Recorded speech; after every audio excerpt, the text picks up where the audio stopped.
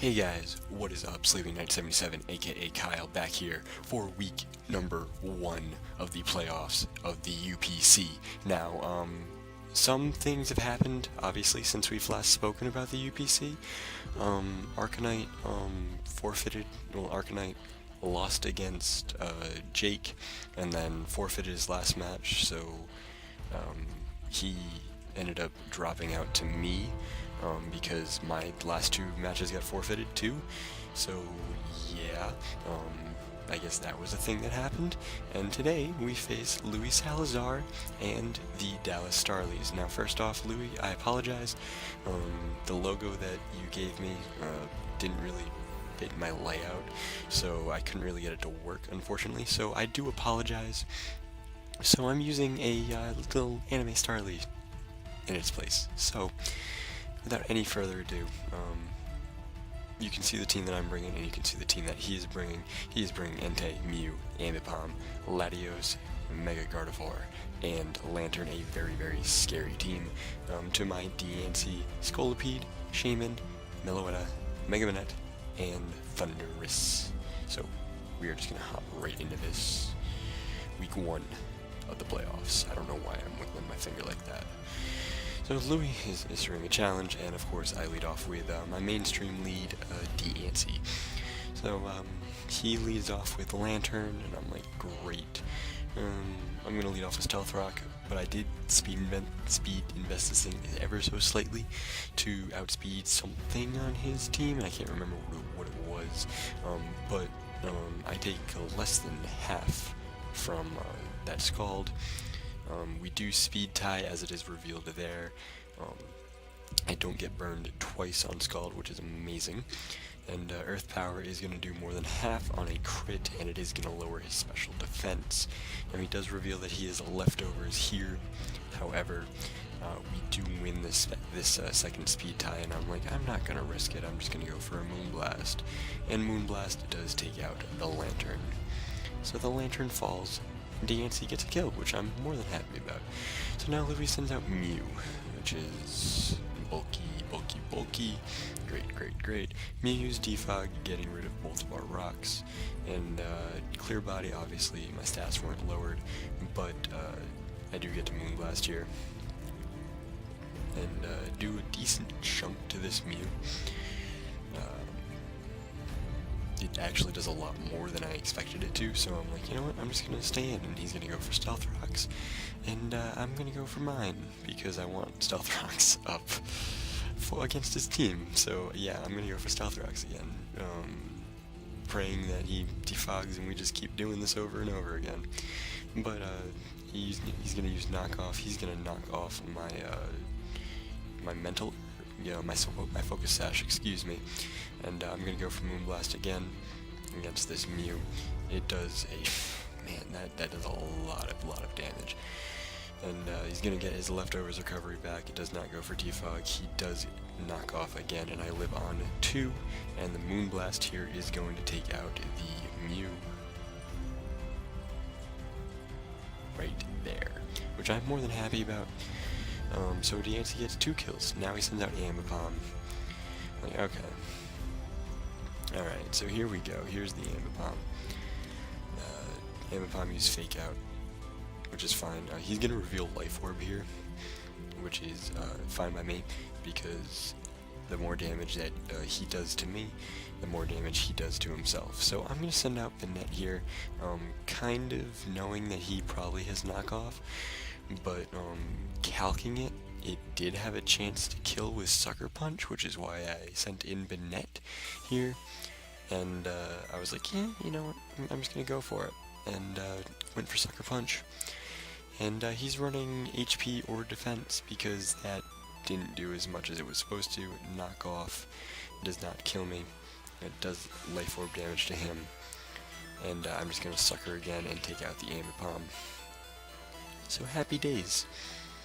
So now I am up 5-3, and now he sends out his Cowboy, which is Entei. And I'm like, great.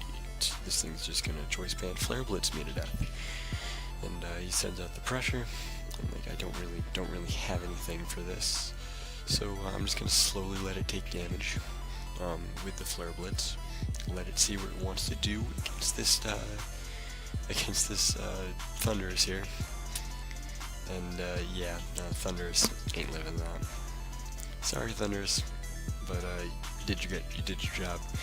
This thing slowly takes recoil damage. I'm gonna send out the Scolipede here, and I'm just gonna protect. Because I don't want, I sent out Scolipede here because I didn't want, Mega Banette to take damage with the rocks, knowing that he still had things like Mega Gardevoir and Latios in the back. So I wanted to keep Mega Banette healthy for those, or as healthy as it could.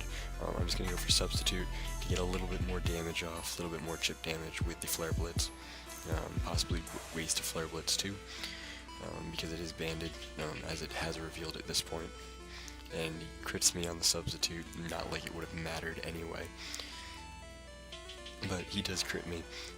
Doesn't take as much recoil as I wanted it to, so I was like, you know what, I'm just gonna switch out into Shaman here, because Shaman doesn't really do anything this battle, so I do Baton Pass, kind of pointless Baton Pass, I guess, into Shaman here, literally just to take damage, literally just to give damage to the Entei upon recoil, because I knew it was not living a Flare Blitz. So down goes the Shaman, but the recoil damage that this Entei takes right there puts it in range for a Scolipede Earthquake. I'm like, okay, cool. Scolipede's Earthquake does take this thing out now.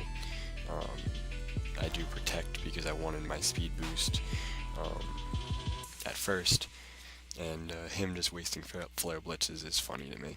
But he's not getting leftovers recovery. I didn't really lose anything by going for a Protect there, and Earthquake, as I said before, did take this thing out at the range it was at. So we get another speed boost up. But now I have revealed my whole moveset to Louis, and so he's going to send out the Latios here, because Latios cannot be hit by Earthquake, so I'm going to substitute and see what he wants to do. I didn't know if he was going to Calm Mind, I didn't know if he was just going to go for an attack. He goes for the Psyshock, and I kind of predict him at the end to be Specs, because he just keeps going for Psyshock over and over again. Spoilers, I guess. He just keeps going for Psyshock over and over again while I get my speed boost up. I do Baton Pass out into Meloetta here, because Meloetta is my best play, because it resists the Psyshock, and it can guaranteed get a Calm Mind set up, provided that this doesn't do like more than half, which it doesn't. It does a decent chunk.